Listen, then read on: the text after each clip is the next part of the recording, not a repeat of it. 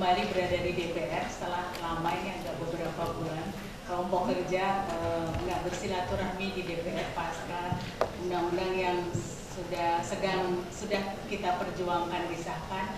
Namun bukan berarti kami berhenti bekerja, karena sebetulnya dengan disahkannya Undang-Undang Nomor 8 Tahun 2016, Indonesia baru mulai. Sekali lagi Indonesia baru mulai. Nah, langsung ke slide nomor 2. Saya kembali ingin mengajak kita semua. Tadi Bu Menteri sudah mengatakan, Bu Dedia juga sudah, bahwa memang kita harus mengubah paradigma. Yang kami rasakan, misalnya waktu bertemu meeting bersama Bappenas misalnya, di tingkat nasional seolah-olah semuanya sudah oke, bahwa isu disabilitas sudah menjadi isu pembangunan. Perencanaan pembangunan nasional jangka pendek, jangka menengah sudah di atas kertas, sudah disability inclusive. Namun kalau kita turun saja sedikit ke tingkat provinsi, apalagi tingkat kabupaten kota, hal itu masih sangat belum kami rasakan. Jadi kalau saya berkunjung ke daerah, lalu ingin bertemu kepala daerah, gubernur, bupati, wali kota, selalu disposisinya ke dinas sosial atau suku dinas sosial. Nah, ini menurut kami masih cerminan paradigma yang lama yang masih harus kita ubah bersama-sama. Saya menyadari ini memang tidak mudah, butuh waktu. Tapi kita harus melakukannya dan mulainya dari sekarang. Slide keempat. Nah, salah satu paradigma yang juga ini adalah mandat dari UNCRPD yang kemudian didomestikasi oleh Undang-Undang Nomor 8 adalah disabilitas itu dimaknai sebagai bagian dari keragaman manusia. Kalau sebelumnya kita mengenal antara lain keragaman gender, itu sebabnya toilet itu ada toilet laki-laki dan perempuan. Maka sekarang ada toilet disabilitas di beberapa tempat, belum semua. Hanya di beberapa tempat itu juga tidak selalu toilet disabilitas bisa digunakan. Di beberapa bandara misalnya ada tapi dikunci misalnya, jadi kami tidak bisa menggunakan. Nah, bedanya kalau keragaman karena gender dampaknya berbeda. Nah, kalau keragaman karena disabilitas dampaknya adalah adanya kebutuhan khusus. Nah, inilah sebetulnya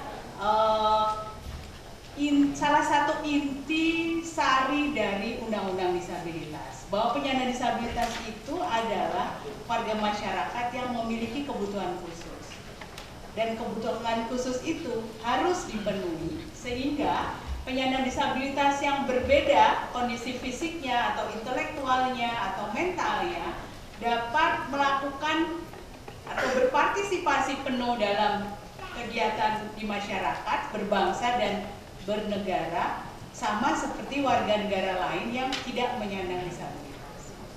Nah, pemenuhan kebutuhan khusus ini memang yang membutuhkan biaya tidak sedikit. Oleh karenanya, mari kita secara bertahap mengupayakannya. Memang pasti tidak bisa serta-merta, tapi kita harus mengupayakannya secara bertahap, dan menurut saya pemerintah, DPR, DPRD, pemerintah daerah harus punya target seperti yang juga dimandatkan oleh rencana pembangunan. Tidak hanya berdampak pada biaya, tapi juga berdampak pada munculnya kebutuhan akan sumber daya manusia yang memiliki keahlian khusus dalam pemenuhan kebutuhan penyandang disabilitas. Bapak Ibu sekalian, Bu Ledia,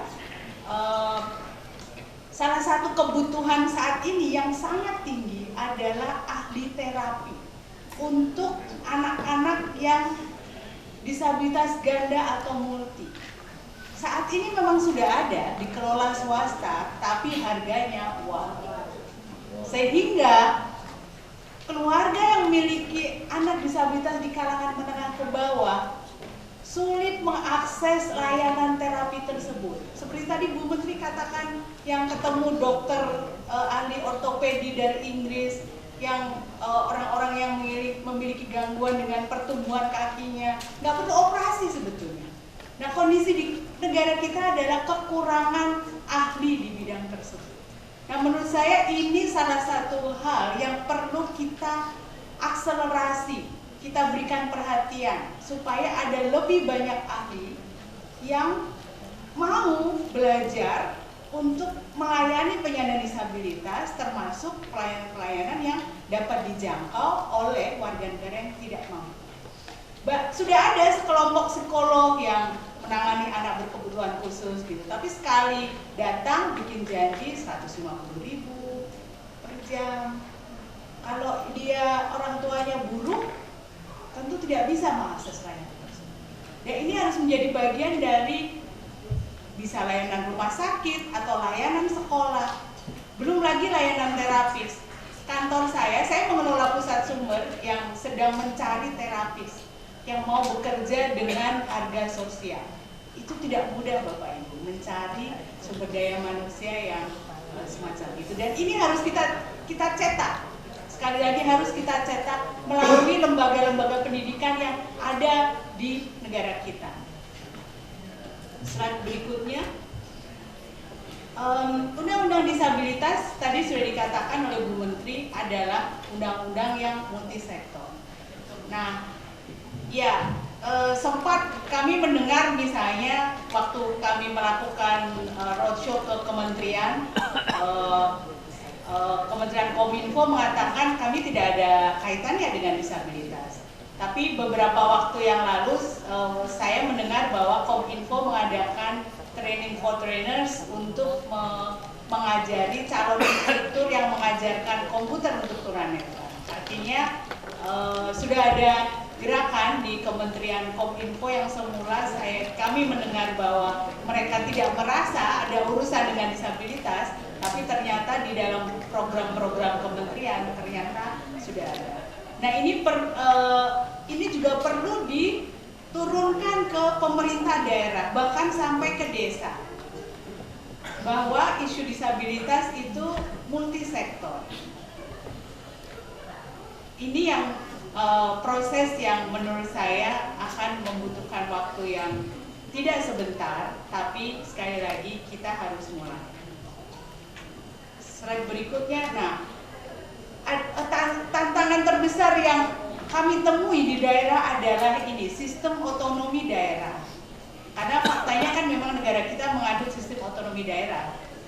Sehingga tadi pemerintah daerah merupakan ujung tombak sebetulnya dalam pemenuhan hak-hak penyandang disabilitas.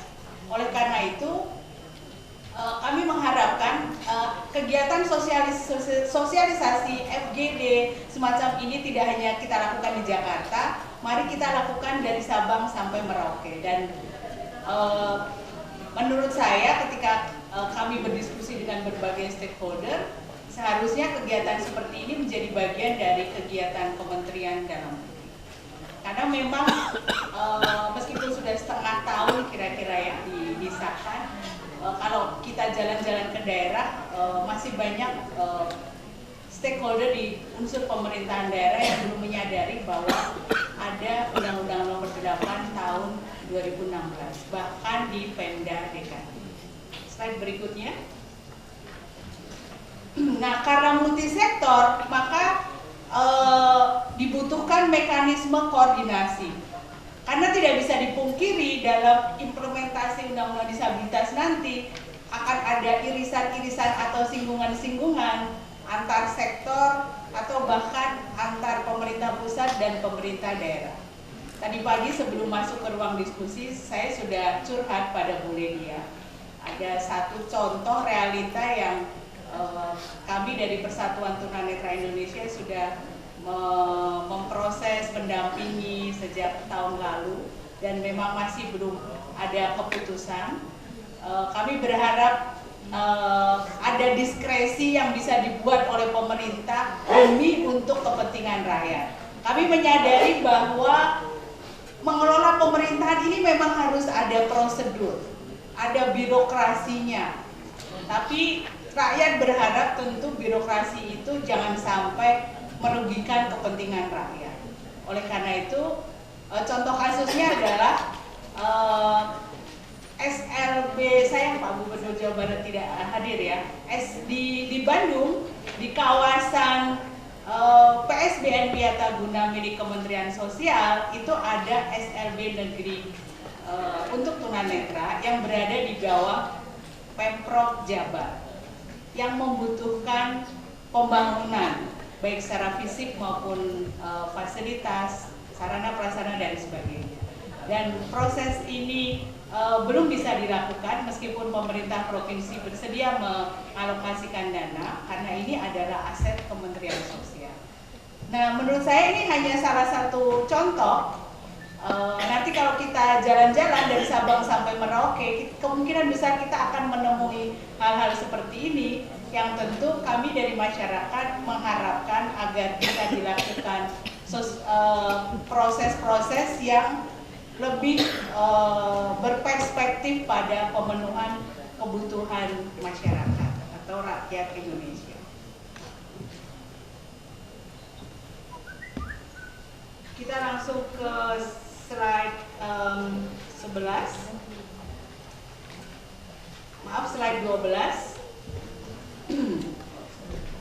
Nah, salah satu mandat dari Undang-Undang Nomor 8 Tahun 2016 yang kami sangat berterima kasih pada kawan-kawan di panitia kerja waktu itu, kami tahu dan kami menyadari ini prosesnya sangat alot waktu itu saat pembahasan bersama pemerintah, dan alhamdulillah akhirnya mandat itu bisa diloloskan di Undang-Undang Nomor 8 adalah mandat lahirnya Komisi Nasional Disabilitas Indonesia yang atau KND, tidak pakai Indonesia ya, Komisi Nasional Disabilitas.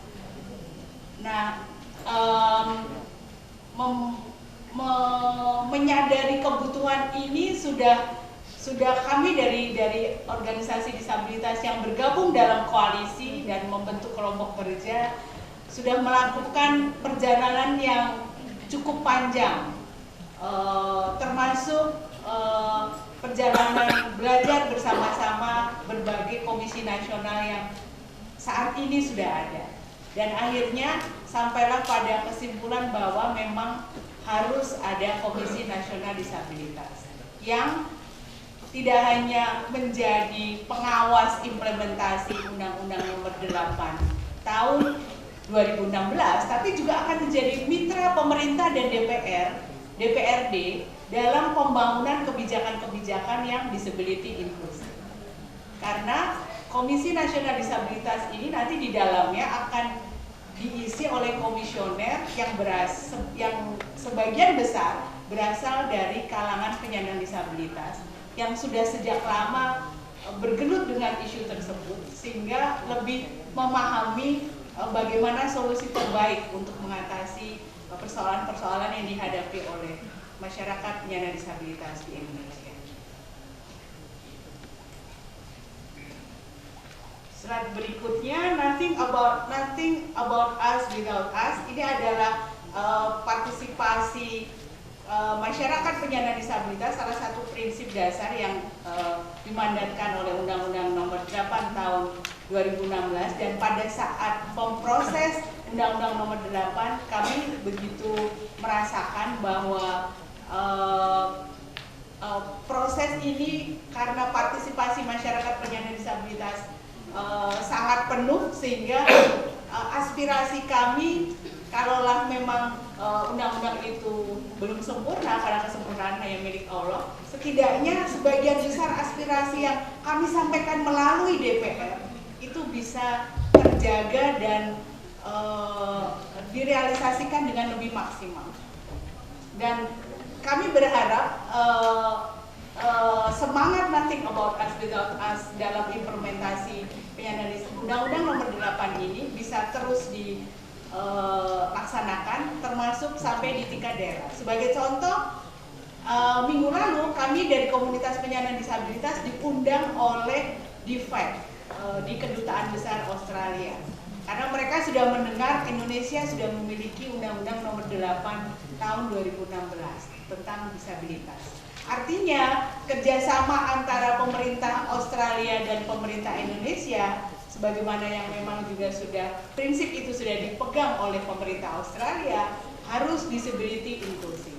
Sementara orang-orang di FED di Indonesia belum mengerti tentang undang-undang disabilitas, jadi kami melakukan sosialisasi di sana.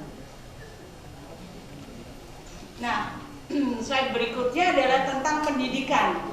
Pendidikan untuk kita semua. Karena untuk mengubah paradigma tidak harus melalui pendidikan. Pendidikan bisa pendidikan dalam keseharian kita melalui kegiatan-kegiatan misalnya kampanye, melalui iklan layanan masyarakat, atau juga slide terakhir melalui pendidikan yang bersifat akademik. Jadi isu pemahaman disabilitas dimasukkan dalam kurikulum pendidikan sejak pendidikan dasar hingga pendidikan tinggi. Misalnya kalau saya mempelajari kurikulum 2013 yang ada sekarang, segala sesuatu mata pelajaran disajikan dalam tema-tema. Nah, disitulah kita bisa melakukan inserting atau memasukkan isu disabilitas dalam tema-tema kurikulum yang diajarkan pada anak-anak sekolah hingga mereka menempuh pendidikan tinggi. Kalau di pendidikan tinggi sudah sangat jelas sesuai dengan program studi mereka ya. Misalnya kalau dia belajar menjadi guru, maka dia harus juga diberi pemahaman bagaimana nanti menangani anak berkebutuhan khusus misalnya. Kalau di Fakultas Hukum misalnya dia belajar hukum acara pidana, bagaimana nanti kalau berproses polisi misalnya, jaksa, hakim menghadapi tersangka atau terperiksa yang menyandang disabilitas. Kebutuhan khusus apa yang dimiliki dan bagaimana cara pemenuhannya. Itu menurut saya harus diajarkan. Perubahan itu tidak bisa begitu saja terjadi, tapi sekali lagi harus diajarkan. Nah, ada yang sudah mulai, misalnya Fakultas Hukum Universitas Indonesia sudah mulai di mata kuliah Hak Asasi Manusia sudah memasukkan pemahaman tentang pemenuhan HAM warga negara penyandang disabilitas. Di Sekolah Tinggi Hukum Jentera misalnya didirikan oleh para pengacara. Beberapa waktu yang lalu saya diundang untuk mengajar di sana dan memberikan perspektif disabilitas kepada para mahasiswa. Bagaimana partisipasi publik dalam proses pembuatan undang-undang disabilitas itu sangat berperan penting misalnya. Nah, ini mari harus kita kembangkan agar isu disabilitas mengalir ke semua aspek kehidupan, mengalir ke setiap jenjang pendidikan, jenjang strata sosial, apapun itu, sehingga pada akhirnya nanti negara kita, Indonesia, akan menjadi negara yang lebih disability inclusive. Sementara dari saya sekian, terima kasih, saya kembalikan pada Klik like, share, dan jangan lupa subscribe.